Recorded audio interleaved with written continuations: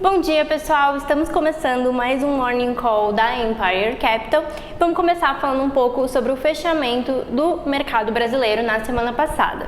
Então, continuando o desempenho positivo da semana anterior, o Ibovespa fechou a semana com leve ganho de 0,5% ao redor dos 129 mil pontos. Aqui a gente teve pouca divulgação, pouca relevância de dados macroeconômicos, mas a gente seguiu com a temporada de resultado das empresas. Até o momento, a gente teve 27 empresas do Ibovespa reportando seus resultados das 83 e 33% delas superaram as estimativas de lucro, isso segundo dados ali da Bloomberg. Então a gente continua com essas divulgações ao longo da semana, mas por aqui a gente também vai ter divulgação de alguns dados econômicos, como a gente vai ver à frente.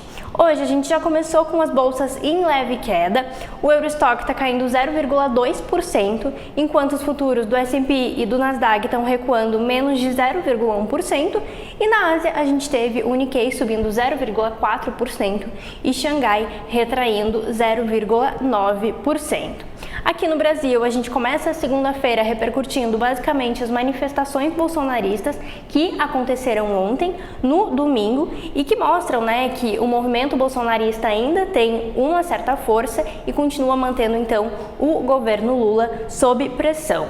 Na esfera política, a gente também vai ter essa semana as negociações, a continuidade das negociações pela medida provisória que traz ali as mudanças na tributação sob a folha de pagamentos. Então, esses devem ser os principais destaques políticos ao longo dessa semana.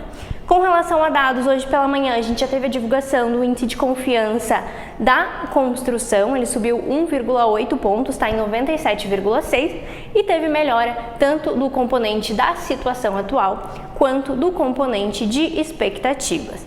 A gente por aqui hoje ainda tem a divulgação do relatório mensal da dívida pública, que é divulgada pelo Tesouro. Essa divulgação vai acontecer às 14 horas e 30 minutos e também dados de balança comercial semanal que vão ser divulgados às 15 horas. Lá fora a agenda também está mais vazia nessa segunda-feira.